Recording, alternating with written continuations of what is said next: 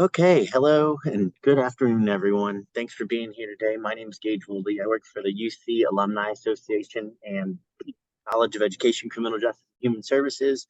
We're really excited to put on this lunch and learn today for everyone, covering Keonte Alexander and Dr. John Breiner and a variety of other topics. Really happy to have these wonderful staff and alumni here to though really present on a valuable topic that I think is really affecting all of us right now. So that being said, I just wanted to go ahead and let me share my screen. To start, I just wanted to make sure to let everyone know we are recording, so we will put this online after. So it will be there to view, to take a look at, and we will send it out as well. So just be on the lookout for that. And then if you have any questions, you can put those in the chat and I'll make sure our presenters see those, and we'll be able to answer them in a timely manner. So that being said, I'm going to go and share my screen. Can everyone see the screen okay? Please give me a thumbs up if so. Awesome. Great. So we're going to go ahead and go, if I can make my screen move. There we go.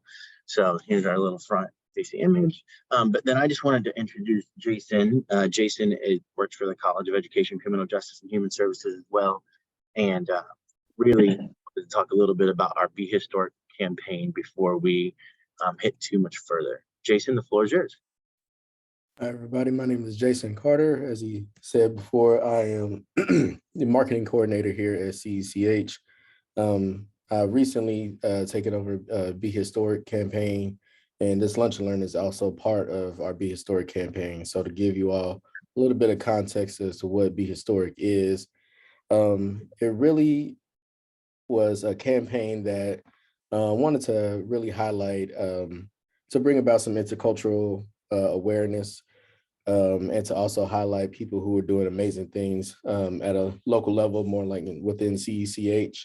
But the idea is to have these meaningful conversations and events that will open people's eyes and their minds to other folks' experiences as a learning experience, and ultimately bring about some understanding of different people's different cultures to unite us all together. And that is truly just the main overview as far as the mission statement goes for Be Historic. And so we don't just highlight just our people of color, but we also highlight people who have been allies, as you will find out from today's presentation. Keonte being an African-American male teacher, and John Breiner, who has helped him along his journey as an advocate for him. So that's what really Be Historic is all about. It's about highlighting these incredible people there, doing these incredible things in life, bringing about some cultural awareness to them, and also highlighting those folks who help to encourage and empower those folks as well. And as you see here, we had a couple of events in the past. Some of our campaigns, we usually run the campaign during Black History Month, Women's History Month, Autism Awareness Month, Hispanic Heritage Month. So we really highlight those diversity months throughout the year. And as I said before, not just individuals who are doing amazing work, but the advocates who are there to empower them as well. And that's the Just to Be Historic, and that is how we have come into this event today to get some understanding into the life of Keonte and his journey being an African-American male teacher, which there's a shortage of, but hopefully you all will get some understanding into his journey and be able to appreciate how ultimately getting more people into education, into teaching like Keonte will better our community and will better our future leaders as well. Thank you. And next I will introduce our moderator, McKinley Estime. He is also part of our Be Historic campaign. Work with him, Sydney Jones, and a couple other folks, Gage, to put together the people that we're going to highlight and find out strategic ways of how we highlight those folks as well. So now I will turn it over to McKinley, our moderator. Thanks. Good afternoon, everyone. Thank you so much for that introduction. As Jason mentioned, my name is McKinley Estime. I serve as the Associate Director of Equity and Justice here in the college for the Office of Inclusive Excellence. So I'm really excited to talk, to ask some questions of John and Keonte here. And we only have a couple of questions, and then we'll open up the floor to questions from the audience as well. So. And we'll have all the questions up on the screens for access. And so if you have any questions, please feel free to shoot me a message, and I'm happy to ask on behalf of anyone as conversation kind of continues. So then with that being said, I will allow John and Keonte to introduce themselves before I ask any questions. Keonte, do you want to go ahead and go first? Yes, I can go first. I'm just trying to get myself to pop up on screen here, but I don't know what that screen is. Looks like a setting screen or something like that. I can hear you though, at but least. but I am here. But again, my name is Keonte Alexander. I graduated from UC last year, class of 22, CECH. I spent 5 years at UC after leaving Cincinnati State for and getting my associates. I'm a father of 2 kids, a brother to 4 other brothers. I have no sisters, and I just love what I do. I don't know how else to put it. Like, I just love being a teacher. I love what I'm doing right now. And I love the journey getting here. So that's it. Okay, excellent. My name is John Breiner, and I'm Associate Professor of STEM Education and Chemistry at UC. I've been here at UC. Actually, I have both my degrees from UC. I did my undergraduate in chemical engineering and my PhD in chemistry. So I kind of took a weird pathway into education. But early in my career, actually it was my last year of graduate school, I took a part-time teaching position in the former University College here at UC. That college was an open admissions unit. So think of it as maybe a 2-year branch college that was on the main campus. And I fell in love with teaching, and I decided that's definitely what I wanted to do. I was told that was kind of the introduction to what led to where I'm at present day, where I was told I was working with at-risk students, and I didn't even know what they were at risk for. I now understand, retention, but at the time I didn't understand it.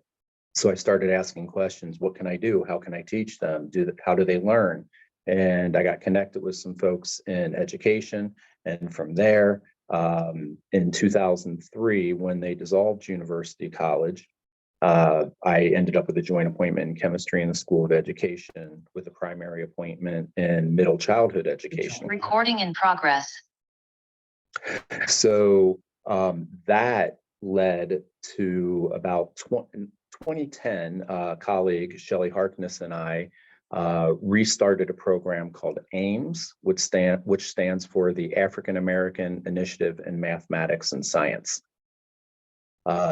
This was a program intended to get more Black teachers in schools in science and mathematics. From 2010 on, we had 1 or 2 students every year joining. It was pretty consistent, and started to wonder, how can we get more students? And Mary Boat, the school director, started some diversity working groups, which led to some pipeline and recruitment discussions.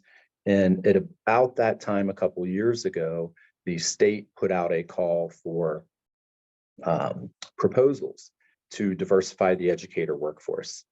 And I led a team that applied and received the grant, and we started the UC BIPOC Teacher Pathway. So Keonte was part of the AIMS program. And I mentored him during his junior and senior year, although we met prior to that is when he took my chemistry class for educators. And the AIMS program really helped inform what the UC BIPOC Teacher Pathway program became and what it is. So, and actually, would you go ahead, is the next slide, I think, after this one? So it has some information about what the UC BIPOC Teacher Pathway specifically is. It's a grow your own partnership with area school districts. Right now, we're specifically working with Northwest District, which has Coleraine and Northwest High Schools, and North College Hill City Schools. And we are in the process of adding Laughlin Schools as a partner. Just because those are partnerships, our official partnerships, unofficially, we partner and work with anybody because our main goal is to recruit, retain, and graduate more BIPOC teachers. The reason for this, many of you may be aware, approximately 94% of the teachers in Ohio identify as white, whereas nearly 1/3 of our students do not.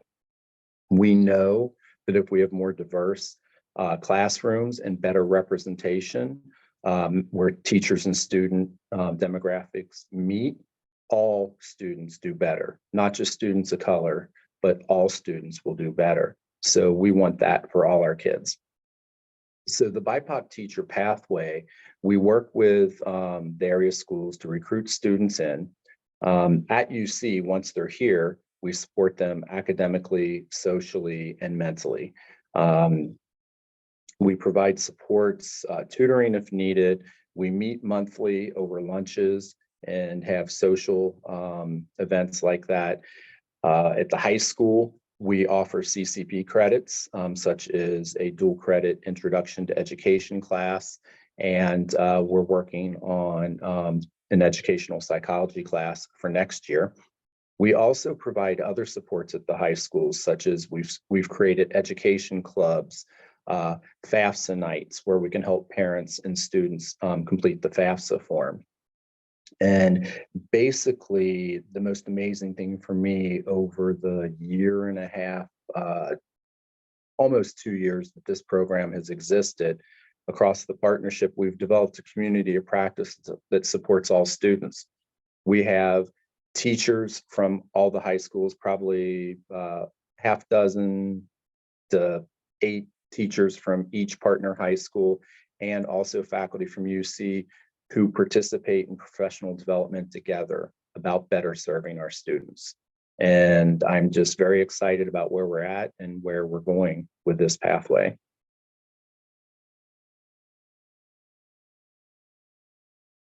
Thank you so much for sharing, John. Keonte, can you talk a little bit about your time in AIMS and how this program has impacted you and what you've seen it do for other students?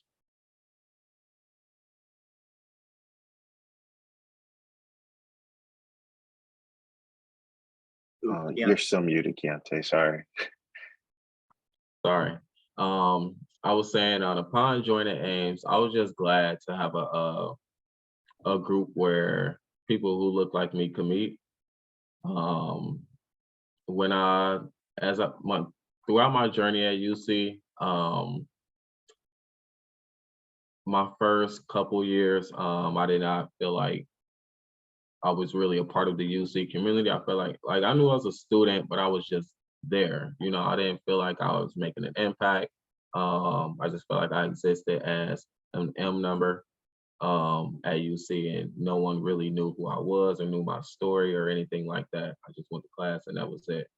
But upon joining AIMS, it felt good to finally be around people who looked like me, who wanted the same thing, and that was to be educators. So I'm definitely grateful for John for reaching out. I want to say that it started with me and him having a conversation about chemistry, and then it turned into forming a relationship, and then I ended up joining AIMS. For future students, I think it is, especially at a big, predominantly white institution like UC, finding your a group or an organization to join with like-minded people is very beneficial, not only socially but mentally as well. Because I knew I had somewhere and somebody I could lean on whenever I felt like I needed that extra support. Um, the weekly meetings always beneficial. The conversations were great, and he used to buy us lunch, so that was a big plus as well. But those conversations I'm going to always cherish for sure. So I'm very grateful for Ames, definitely. Yeah, Keonte, that's interesting because the same exact thing you just said there about, and I'm going to use my words, so hopefully I'm not putting words in your mouth here, but the isolation that students of color can feel at a predominantly white institution. I think what I've tried to do with is take the best parts of Ames and make it even better in the UC BIPOC teacher pathway by creating that sense of place and belonging, developing that community. And we actually had 10 students this past year that met monthly for lunches, and I would meet with them in between those monthly lunches. But some of the feedback that I got from them, exactly the same thing. This is a place where we can come in, feel safe, and we know that we can just be ourselves. So thank you for saying that. And it's just, I'm very pleased at the moment with where we're at, although we have a long way to go. Right. Yeah. But yeah, expanding upon that, it was also great to have an ally. I had so is this the part where I talk about my journey, or is that later on? Go We ahead. would love to hear. Yeah. Okay. So my first 4 years, actually no, my first 3 years at UC, I had my UC GPA was very good. It was like a 3.4 or something like that. But I forgot the word to use, but in addition to my GPA with Cincinnati State, I was around a 2.7. And in order to get into the teaching cohort, I needed a 2.8. So I was literally 0.1 away from getting into my teaching cohort, being able to graduate on time and stuff like that. But I was denied that opportunity by my academic advisor at the time, because I wanted to express how I wanted to talk to the people that were in charge of allowing students in a cohort and just be able to share my story and my journey and path and how I got to UC and the things that I wanted to do upon graduating. Um, I was advised not to share my story, that it was really strict, and that almost deterred me. I'm not gonna lie. I was really close to probably dropping out of school because I couldn't fathom the idea of doing another year at UC and having to pay, running out of grants and loans and stuff like that just to be able to get through. I couldn't fathom thinking about how I'm about to pay $10,000 or $12,000 just to be able to get my education. So um, what was I going to say? But after just saying I'm going to finish it out, I end up going to class, and my first, just a second.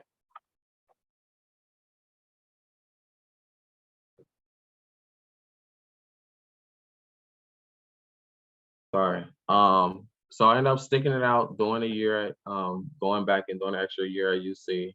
When I first got to class, my very first class actually, I showed up in Dr. Pennington's class, who was on this meeting as well. I showed up to her class late, but I made it a point to sit in the front. I'm like, I'm gonna stick it out. I might as well sit in the front and do my best. So she recognized that, and we had a conversation and formed a relationship after that. And she was able to get me into a meeting with Dr. Breiner and a couple other people who are in charge of deciding who gets into a cohort and stuff like that. After meeting with them, the conversation was great. I was able to tell them who I was, and it was some context behind who I was, like who was behind M number 147662. Like that was all that I wanted from, the previous year, but I was just grateful for the opportunity to be able to share who I was, where I came from, and being able to be accepted into cohort. Um, but I say all that to say that I'm just glad that I was able to get that extra support from Dr. Pennington, which allowed me to gain even more support and get some new allies to finish out my time at UC. I honestly, I don't know where I would be at if it wasn't for me and Dr. Pennington talking to Dr. Breiner. I honestly don't know where I would be because I can't see myself doing anything else besides education. I've worked with kids since I was 16. It was my very first job at a summer program through CRC. And ever since, I knew I was going to be on a path to working with youth for a very long time in my life. I can't even begin to express how grateful I am, especially coming from where I come from. I grew up in over the Rhine, Cincinnati, born and raised, and before all the new businesses and stuff and it becoming gentrified and stuff like that, like it was a very rundown, tore up, dirty place, very violent. But I was able to get through all that and was able to get in college. Like none of my other friends went to college, so I couldn't reach out to nobody for help to guide me how to fill out financial aid. I couldn't express how I was feeling about school because none of my friends were in school, literally zero. Nobody even, a few attempted, but dropped out after the first semester. Like I was literally by myself. And also, I didn't even mention that I was a first generation college student.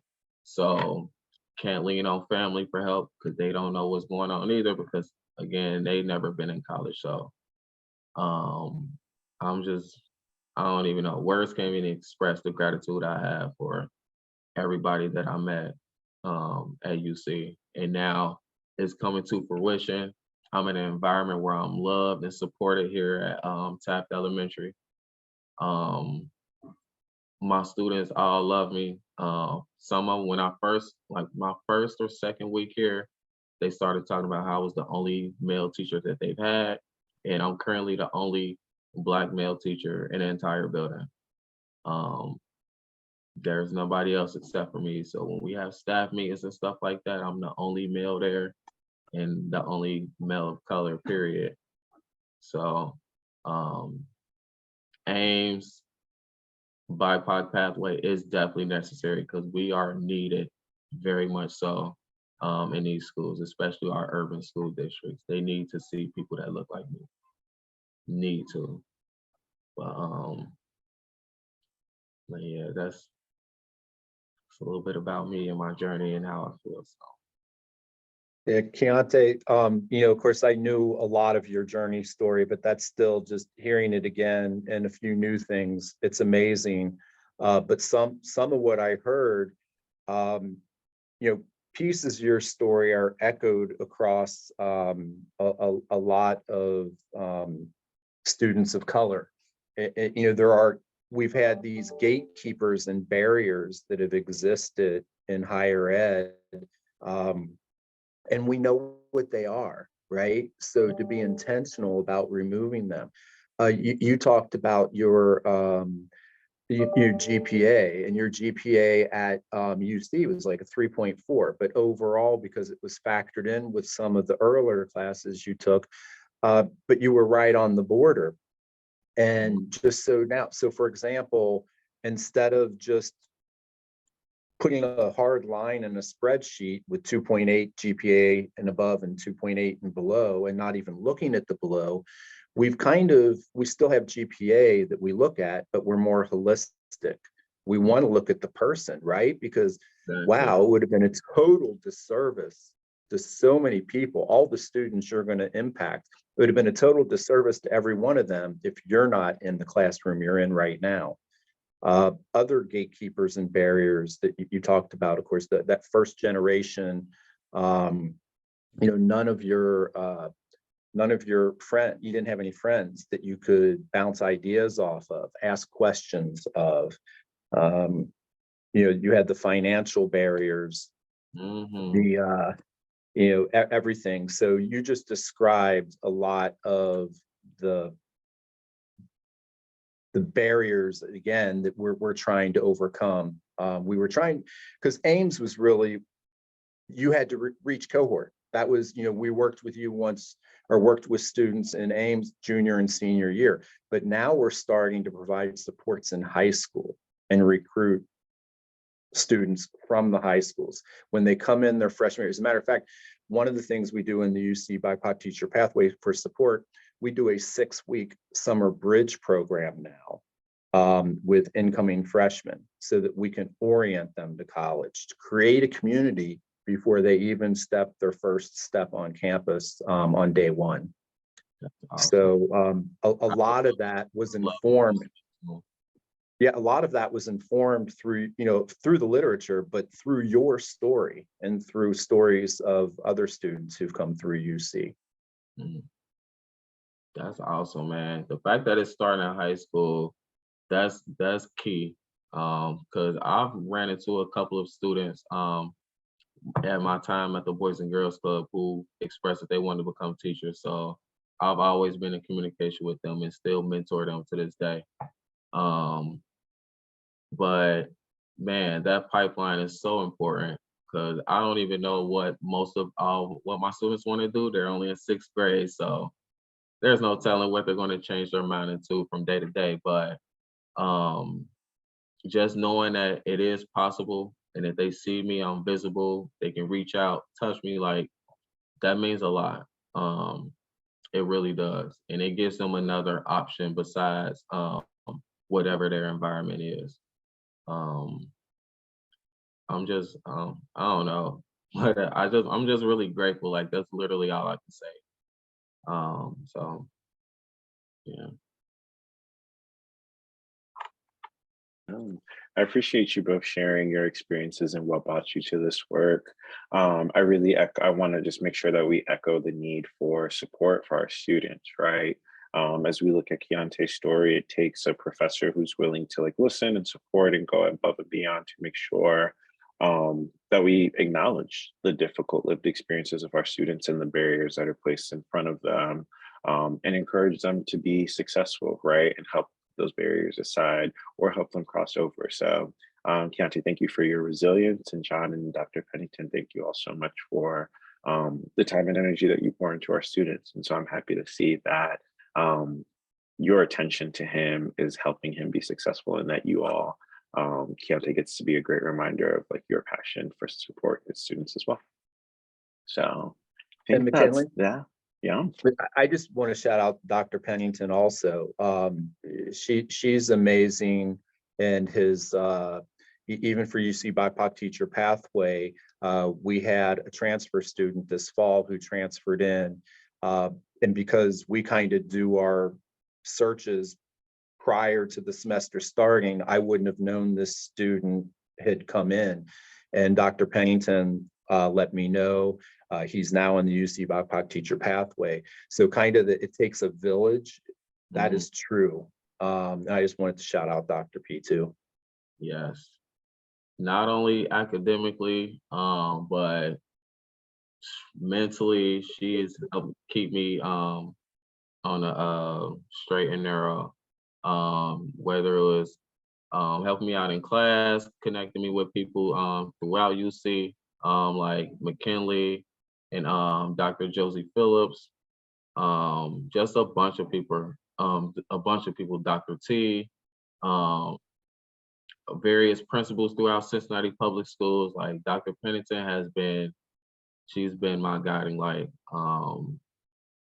I believe every word that comes out that lady's mouth. I believe, like, she speaks that much life to me, and every time I'm done talking to her, I just feel like I got a new battery in my back. Like, I'm just ready to conquer the world after I talk with her. Like she's been my rock, and I really appreciate her.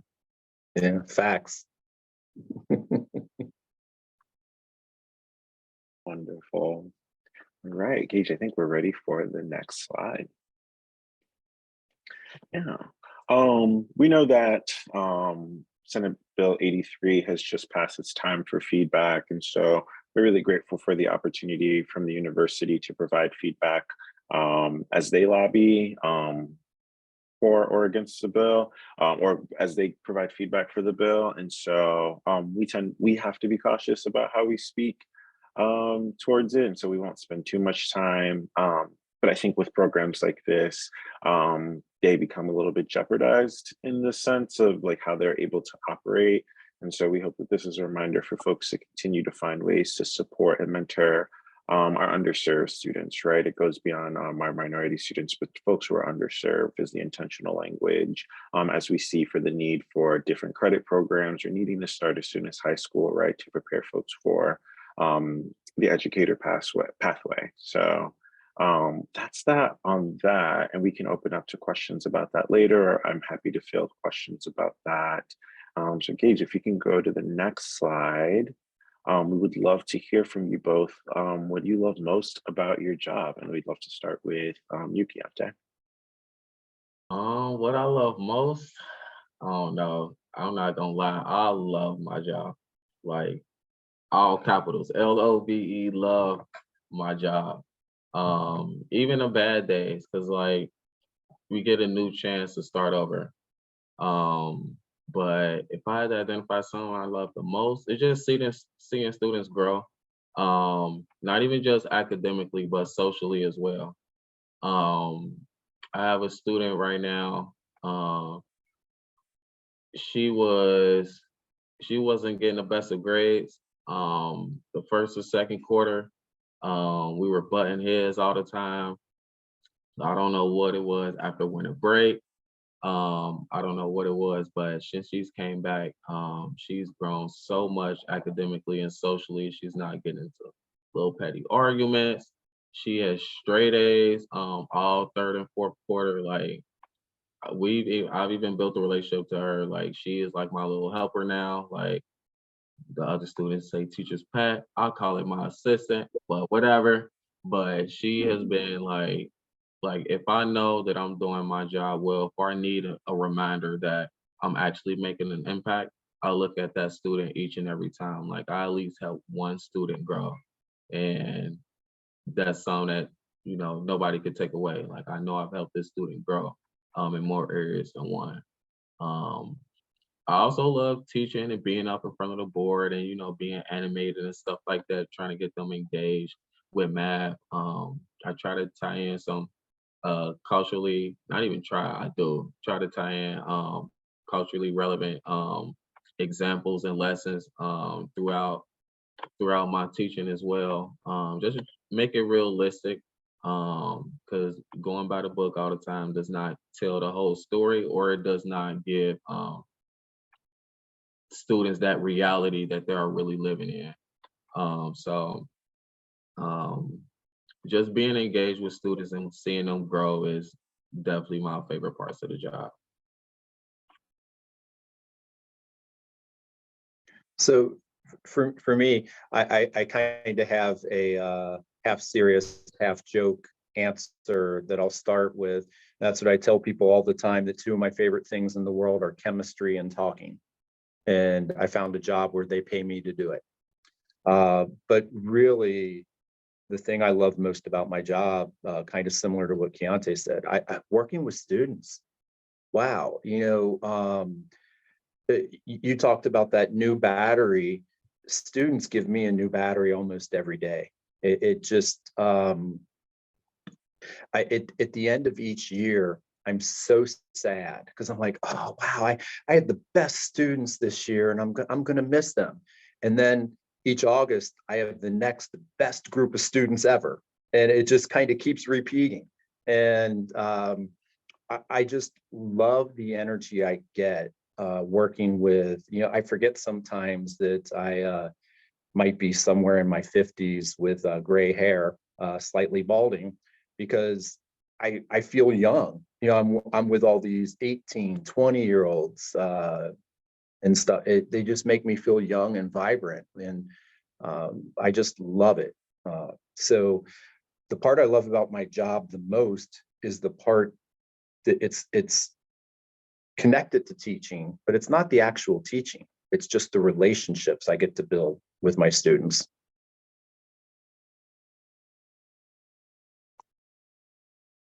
Thank you both so much for sharing. We'll start in reverse. John, talk to us about your favorite career accomplishment. Well, it's ongoing. I'm going to say the UC BIPOC teacher pathway.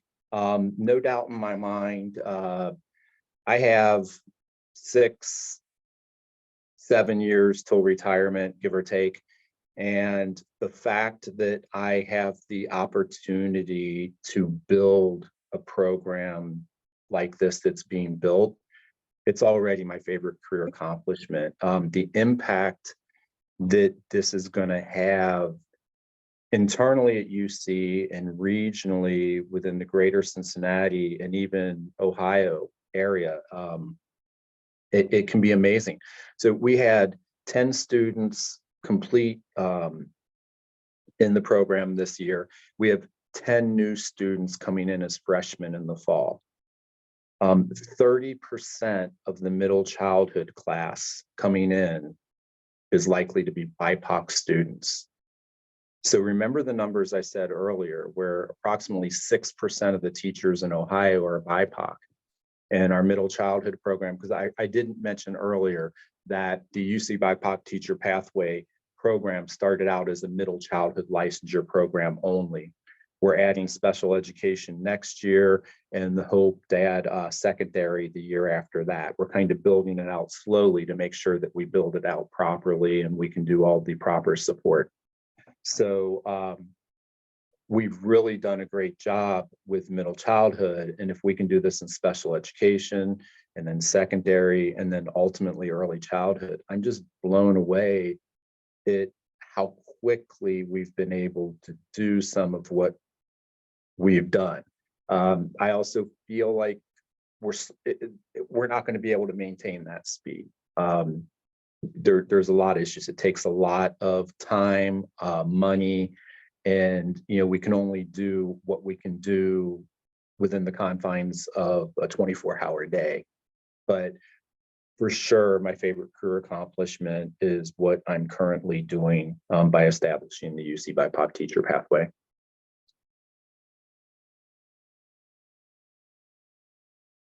Keonte. All right. For me, I would say being able to juggle both 6th grade classes as a first year teacher. So I say I got all of my experience that I used for teaching from the Boys and Girls Club. For those that don't know, it's an after school program. And it's a nonprofit after school program. But working with older teenagers there has prepared me for the preteens that I work with now. Just being able to talk to and relate to them, how the habits and skills that they have now, how it's going to affect them as they become older teenagers and even young adults, and helping learn and correct some of those bad habits. I love having those conversations with them where we get to talk about real life instead of just education. But anyway, so I got my experience through the Boys and Girls Club, and when my co-teacher had went down and when he got surgery for the end of 2nd quarter and most of 3rd quarter, I was able to juggle both 6th grade classrooms. At a point in time, it was other teachers who were in the building who didn't even know that I had both 6th grade classrooms. They thought my co-teacher had a sub, but no, I had all 32 6th graders to myself, and I made it work. We didn't have any fights. We had little disputes, but that's just what's gonna happen when it's a bunch of people in one room. But the fact that I was able to make it work and make it through, and my principal was recognizing that she has something special, so she's constantly just pouring into me about how good of a job I'm doing. Because day to day, you don't really see it because you in it. So it's really hard. It was hard to sit back and think about what I was doing at that moment, but um, the fact that a lot of people don't even know that I'm a first year teacher speaks volumes to the amount of experience and work ethic that I have towards my craft. Um, and it just goes to show how much I love what I do. I'm willing to do whatever it takes to meet the needs of my students. So far, that's my favorite career accomplishment. But in the future, I'm going for Teacher of the Year. So hopefully, if we meet again in a couple years, I'll be sitting here with my Teacher of the Year trophy for Ohio and being able to talk about that. But yeah, that's my favorite so far, just being able to not be recognized as a first year teacher because of the command and stuff that I have in the classroom. So I'm glad to hear that you know that you deserve to be celebrated. So I hope you get that award too. I know you're going to get the award. We're manifesting that for you. I think about it every day. You're earning it for sure. All right. Well, outside of that, I'd love to hear any advice that you both would have to a current student. So Keonte, I'd love to hear what you would tell a current student. At UC, find your village. Sometimes, and actually, because my village, honestly, I didn't find it; it found me. It started with Dr. Pennington, and it has grown into all these people that love and support me and just know who I am and want to talk to me, reach out to me, check on me, ask me if I need anything. Like, embrace that help, accept that help, because people like that don't come by often throughout life. Um, but that would be my biggest thing is embrace everybody that's pouring into you, because this world can swallow you up. There are so many things that can deter us from the path that we're on. I'm a walking testimony. When I say I could have went so many different paths, but stayed on the right path um, because of the love and support that I get. Um, I don't, there's not much else I can say about having that support in that village and allowing people to pour into you, because I'm the type of person that I'm always willing to help other people, and I expressed that to Dr. Pennington. She knows, like, I'm always extending my helping hand, but um, being able to receive that love and support, um, it worked wonders. So I would just say embrace that help and reach out when you actually need help, because there are people like Dr. Breiner, McKinley, Dr. T, Dr. Josie, Ms. Susan Gregson. There are a bunch of people who are out there and waiting to hear you and your story and help you get and stay on the path that you need to be on. So that'll be my advice. All right, cool. And Keonte, I'll say that you found us as much as we found you. Your persistence was amazing, but we can't count on everybody to be as persistent as you were, right? But I want to give you credit, all the credit in the world for that. That I think you found us just as well. So for me, advice that I give this advice all the time. I tell students, keep doing what you love to do. Keep following that path. If you stay on the path of doing what you love to do, you're going to end up in the right place. And that's really for anyone who's an education major or whatever their major might be. Thinking about it in terms of education, middle childhood, for example, you get licensed to teach in 2 areas. So Keonte is licensed in both math and science. Sometimes students will struggle with which subject do I pick? I'm like, well, if you really love one more, focus on that. That's fine. The goal is to just keep following whatever it is you love, because you will always be in the right place if you're doing that.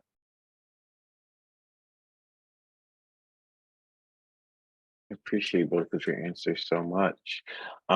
We have a question in the chat. So there are very few students of color in my program, which is early childhood, and I'd like to be a better support for them without making them feel othered. Do either of you have any advice? And I'm sorry, what was the last part of the question, McKinley? Any advice that you may have? Oh, sorry, I didn't hear. I'm on my phone, so I can't like click over to the chat. I guess I can. You're good, don't worry. So Okay. essentially, faculty members shared that there are very Yeah. few students of color in early childhood and would love to hear any advice you have on supporting them without having them feel othered.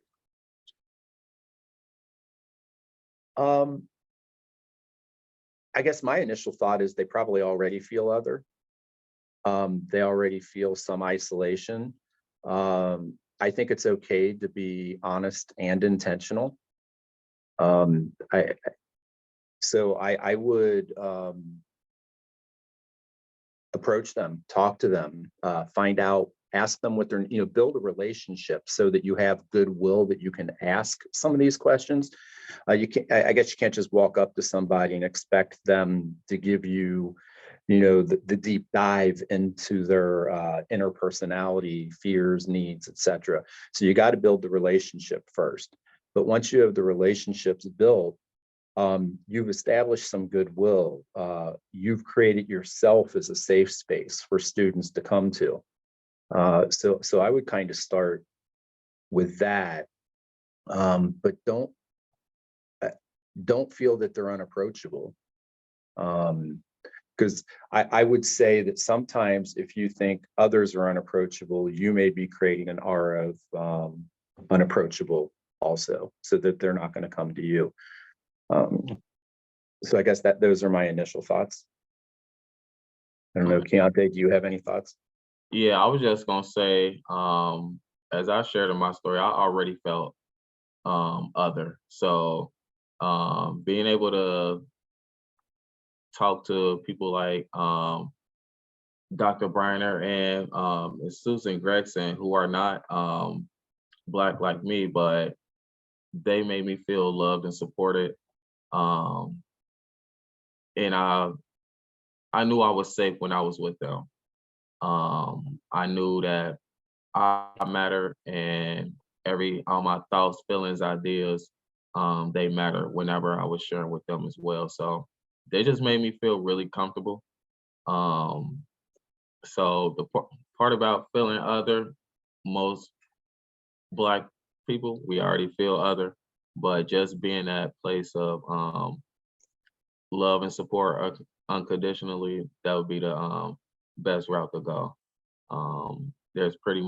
There's not really much else to not make someone who is Black or a minority feel other, but making them feel loved and supported, that's just the best route to go. So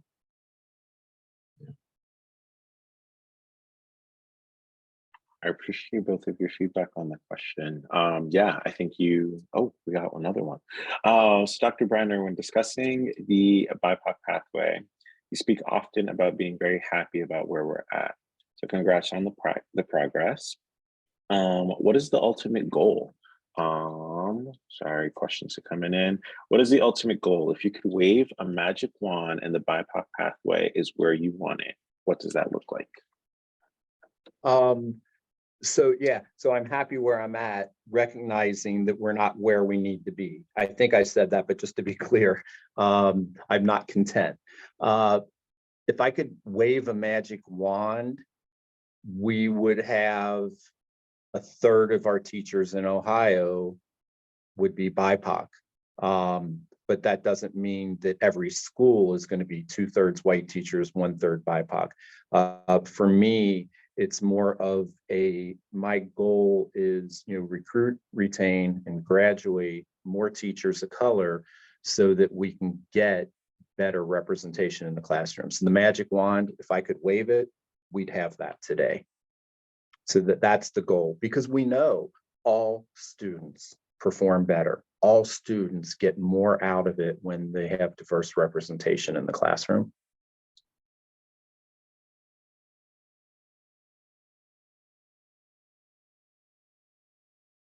You're welcome, Justin. Justin's a former AIM student also, who's amazing. Okay, folks. Well, if that is all the questions that we have, I think it is an appropriate time to give a round of applause to our two panelists. Thank you both so much for your time, your energy, your resilience, and all the amazing work that you do. And I hope that we get to live in a future where there are no barriers for you to have to overcome, and that our BIPOC teachers just get to be the wonderful folks that they are. Thank you, everybody. Thank you all for having me. Yeah, Jason, Gage, is there anything else that you two want to share for us to close out? Yeah, I'll share something brief. Thank you again to Dr. Breiner and Keonte both for being willing to participate in this and for having this also be part of the Big Historic campaign. It's been an amazing experience for me so far, only to have been part of this campaign for a couple of months. But so this is my first lunch and learn, and I got, even though I helped set it up and stuff, I got so much more out of it than I expected. So thank you both for that, and continue to be historic. I just had one final word. Thanks, everyone. I just appreciate you taking your time to come out today to listen to this important topic. The Alumni Association will be partnering with CECH folks, the marketing team, McKinley, to do more of these in the future. So please be on the lookout to discuss, other really just critical topics that our college is important and vital to be a part of. So that being said, we did put John and Keonte's contact information on the screen. If you'd like to reach out to them via email, you can anytime. We will also send this PowerPoint out, or not necessarily the PowerPoint, but the contact information for each in a little email right after. So if you have any questions, again, thank you, everyone. We appreciate your time and have a great day.